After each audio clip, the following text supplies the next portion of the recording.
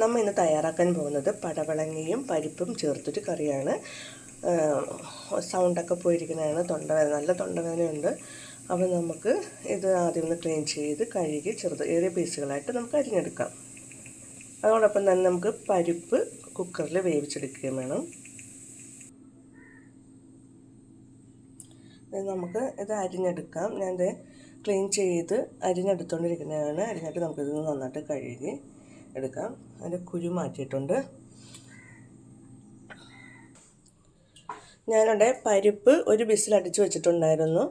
പിന്നെ നമ്മളെടുത്ത് വെച്ചിരിക്കുന്ന പടവളങ്ങ അരിഞ്ഞിട്ടുണ്ട്. അത് നമുക്ക് കുക്കറിലിട്ടിട്ട് ഒരു വിസിലും കൂടെ നമുക്ക് കേൾക്കാം. അപ്പോൾ നന്നായിട്ട് വെന്ത് കിട്ടും.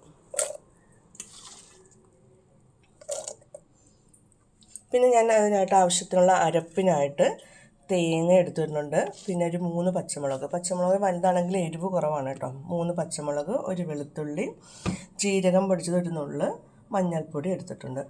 ഇനി നമുക്ക് ഇതെല്ലാം ഇതിലേക്ക് ഇട്ടിട്ട് അടച്ച് വെച്ച് ഒരു വിസിൽ കേൾക്കാം.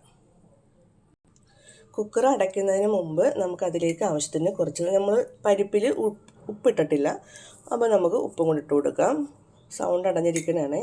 പിന്നെ അതിലേക്ക് ഒരു നുള്ള് മുളക് പൊടി ഇട്ട് കൊടുക്കാം.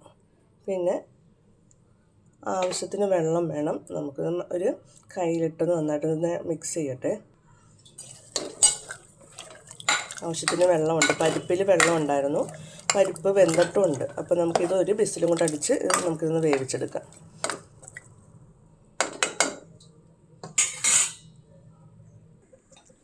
നമ്മളിവിടെ അരപ്പ് അരച്ചെടുത്തിട്ടുണ്ട്.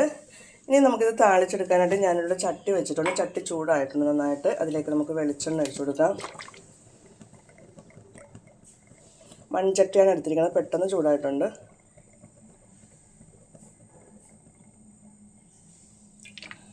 പിന്നെ അതിനായിട്ട് എടുത്തിരിക്കുന്നത് ഒരു തക്കാളി, സവാള അരിഞ്ഞത്, വേപ്പില.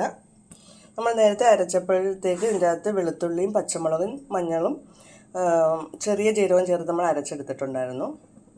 ഇനി നമുക്ക് എണ്ണ ചൂടാകുമ്പോഴത്തേക്ക് അതിലേക്ക് കടുകിട്ട് കൊടുക്കാം.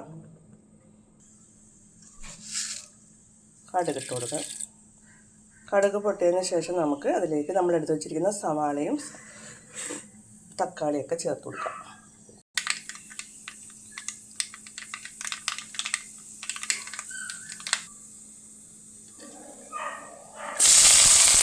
എല്ലാം കൂടെ ഒന്നിച്ചാണ് ഇട്ട് കൊടുക്കാം. നമുക്ക് ഇതൊന്ന് വഴന്ന് വരുമ്പോഴത്തേക്കും നമ്മൾ അരച്ച് വെച്ചിരിക്കുന്ന അരപ്പ് നമുക്ക് ചേർത്ത് കൊടുക്കാം. അതുപോലെ തന്നെ കുക്കറിൽ ഞാനൊരു വിസിൽ അടിച്ചതിന് ശേഷം ഓഫ് ചെയ്ത് വെച്ചിട്ടുണ്ട്. അതിൻ്റെ എയറൊക്കെ പോയതിന് ശേഷം നമുക്കത് തുറക്കാം.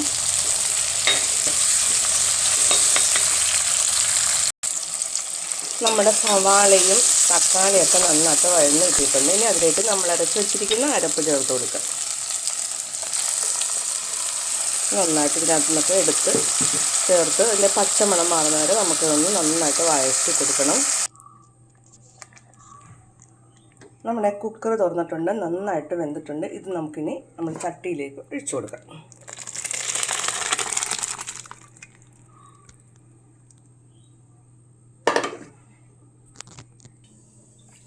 അങ്ങനെ നമ്മുടെ പടവളങ്ങ പരിപ്പ് ചാറ് കറി. ചാറെന്ന് വെച്ചാൽ ഒരുപാട് ചാറുണ്ട്, ഇരിക്കുമ്പോൾ ഒന്ന് കുറുകും. ആവശ്യത്തിന് ചാറുകൊണ്ട് തക്കാളിയൊക്കെ കിടപ്പുണ്ട്, കാണാനൊരു ഭംഗി. നമ്മൾ താളിച്ചൊക്കെ ഇട്ടതാണ്. അപ്പോൾ ഇത് ജസ്റ്റ് ഒന്ന് ചൂടായതിന് ശേഷം നമ്മൾ വേവിച്ചെല്ലാം വെച്ചേക്കണതാണ്. അരപ്പും നമ്മൾ നന്നായിട്ട് വഴറ്റിയെടുത്തതാണ്. അപ്പം ഇതെല്ലാം കഴിഞ്ഞിരിക്കണം. അപ്പോൾ ജസ്റ്റ് ഒന്ന് ചൂടായാൽ മാത്രം മതി. ഇനി നമുക്ക് അതിന് ഉപ്പുണ്ടോ എന്നൊക്കെ നോക്കണം. ഇരിക്കുമ്പോൾ ഒന്നും കൂടി ഒന്ന് കുറുകും, പരിപ്പുള്ളതുകൊണ്ട്. അങ്ങനെ നമ്മുടെ പരിപ്പും പടവളങ്ങയും ചേർത്തിട്ടുള്ള കറി ഇവിടെ തയ്യാറായിട്ടുണ്ട്. ഇഷ്ടപ്പെട്ടാൽ നിങ്ങൾ ലൈക്ക് ചെയ്യണേ. Okay, thank you. പുതിയ വീഡിയോയുമായിട്ട് ഞങ്ങൾ വീണ്ടും വരുന്നതായിരിക്കും. ഇത് പഴയ രീതിയിലൊരു കറിയാണ്, പഴയ കാലങ്ങളിലൊക്കെ വെക്കുന്നതാണ്. പടവളങ്ങയും പരിപ്പും ചാറ് ഇപ്പോഴിപ്പം നമുക്ക് വീണ്ടും കണ്ടു തുടങ്ങിയിട്ടുണ്ട്. ഒരുപാട് സ്ഥലങ്ങളിൽ ഹോട്ടലുകളിലൊക്കെ ചെയ്യുന്നുണ്ട്. എന്നാലും അറിയാൻ പാടില്ലാത്തവർ പടവളങ്ങയൊക്കെ കിട്ടിക്കഴിഞ്ഞാൽ ഒന്ന് ചെയ്ത് നോക്കണേ. Thank you.